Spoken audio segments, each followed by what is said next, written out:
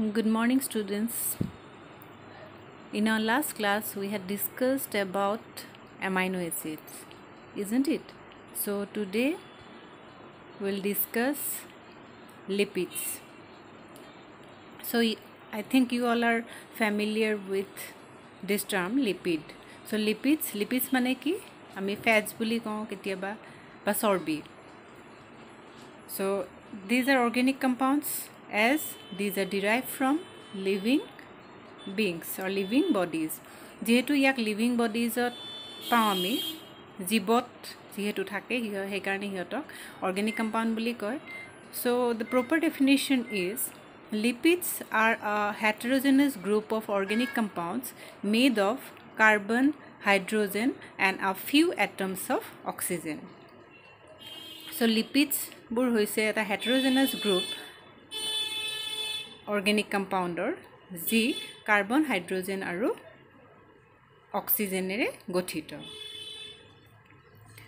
So লিপিডছ বিলাক আমি যদি চাওঁ তেল বা যিকোনো চৰ্বি এইবোৰ so these are water insoluble সেইকাৰণে তাক আমি কি কওঁ they are non polar but they dissolve in non polar organic solvents like ether acetone benzene হিয়ত পানীত ডিজলভ নহয় পানীত যদি এক চামুচ আমি তেল মিক্স কৰি দিওঁ তেতিয়ালে কি হ'ব অলপ পিছত হি ওপৰত উঠি আহি পেলে পানীৰ ওপৰত উপঙি থাকিব is it so these are water insoluble but soluble in non-polar organic solvents like ether, acetone, benzene, etc. etia lipids ami class 10 ot পঢ়িছো what are lipids where these are found and digestion chapter to ami already পঢ়িছো যে lipid digestion or end product to ki lipids bilak bhangi goi pele amar body e absorb koribo para form to ki hoy so can you remember so this is fatty acids and glycerol so here lipids can be a simple fatty acid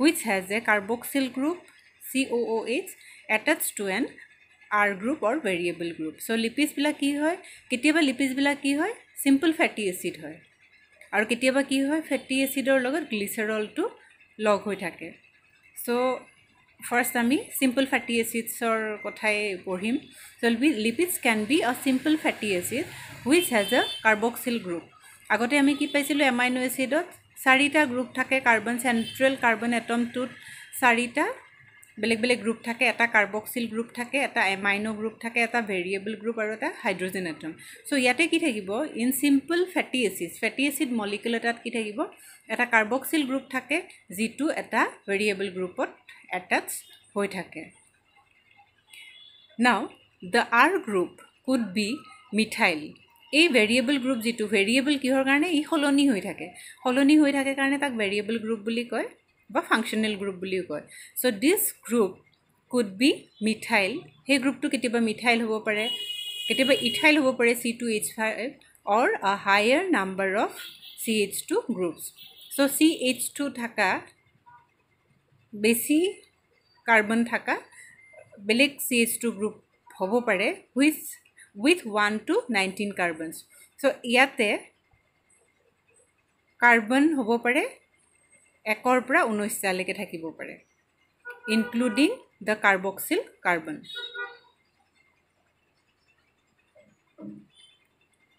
so কাৰ্বনৰ number ইয়াতে maximum 19 লৈকে হ'ব পাৰে একৰ পৰা 19 লৈকে সেই কাৰণে দুটা দেখুৱাইছে ইয়াতে দুটা it may be 3 4 5 6 7 till 19 carbons okay now fatty acids can be divided into two types so fatty acid types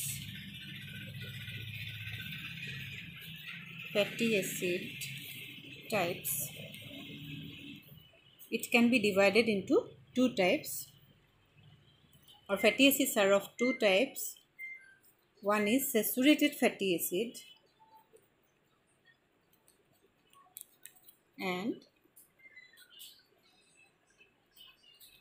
unsaturated fatty acids okay So saturated fatty acid and unsaturated fatty acids. So what are saturated fatty acids? In saturated fatty acids, all carbon atoms are interlinked by single bonds and each carbon atom carries a hydrogen atom. So yate ki hoy carbon atom bilak interlink hoi thake by a single bond. Okay,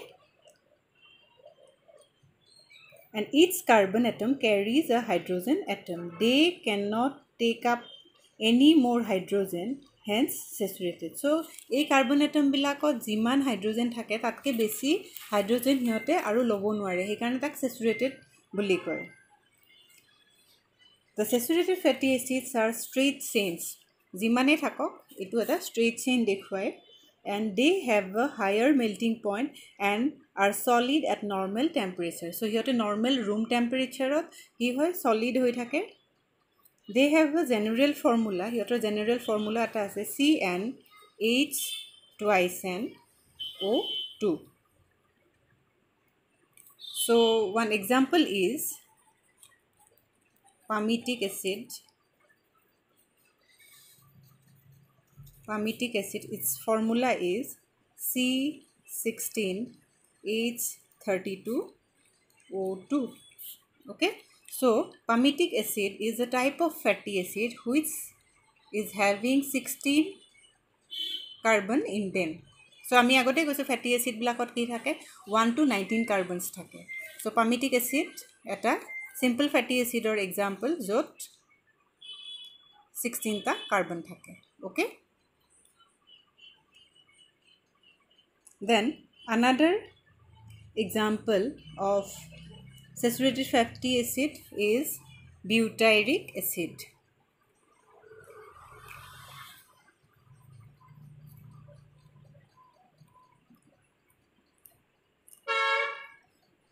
Okay, then next coming to unsaturated fatty acids.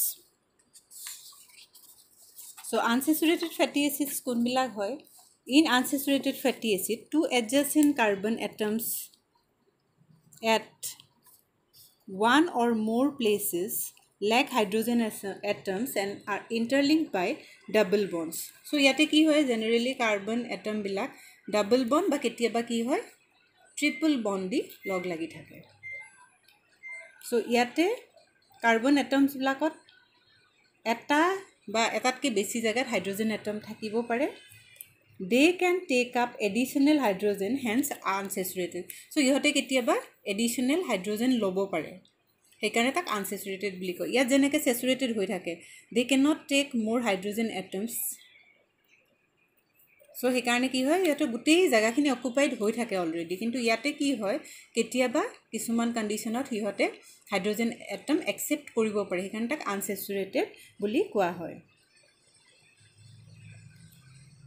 So example, these include 18 carbon oleic acid, linoleic acid, etc. And another example, 20 carbon arachidonic acid. Example, linoleic acid, it is a 18 carbon compound, and another is arachidonic acid, it is a 20 carbon compound. Okay, so their general formula is CnH twice N minus 2xO2. This is the general formula of unsaturated fatty acid. So linoleic acid or formula to ki? So linoleic acid H30O2. This is linoleic acid.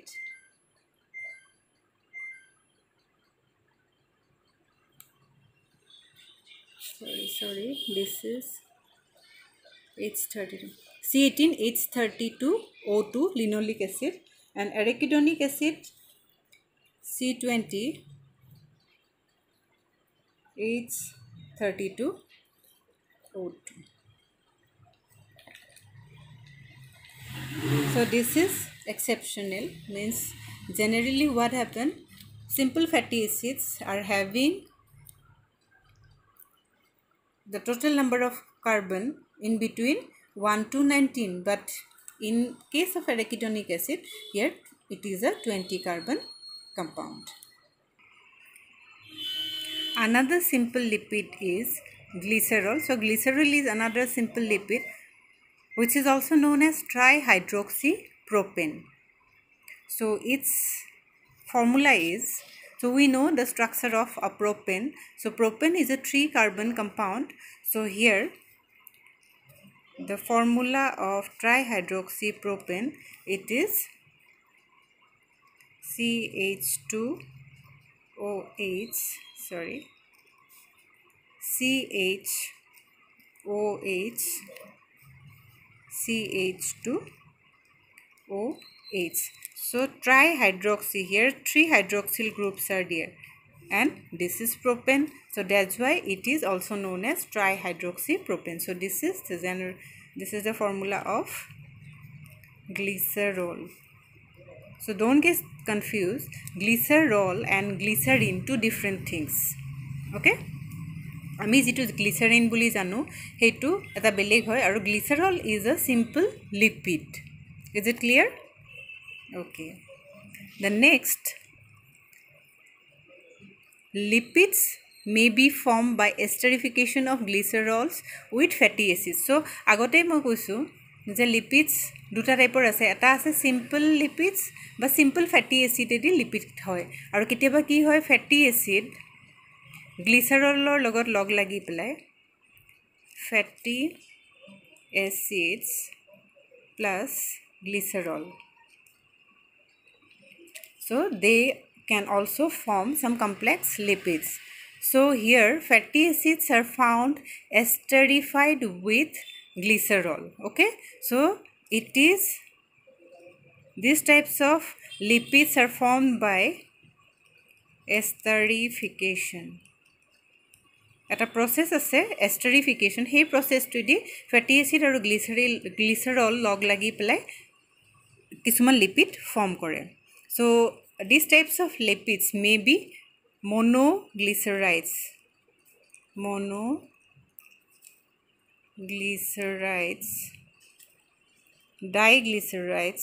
diglycerides, then triglycerides like this. So mono, di, triglycerides. So monoglycerides kun bilak jiblakot only one fatty acids thake, only one fatty acid. Two fatty acids thakile tak diglyceride boli kobo, 3 thakile tri, tetra, like this.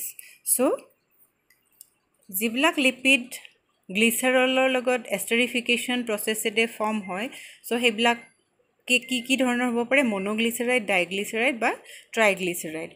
So ইয়াতে কি হ'ব, monoglyceride কেতিয়া হ'ব, যেতিয়া এটা fatty acid molecule থাকিব, দুটা fatty acids থাকিলে তাক diglyceride আৰু তিনটা থাকিলে triglycerides.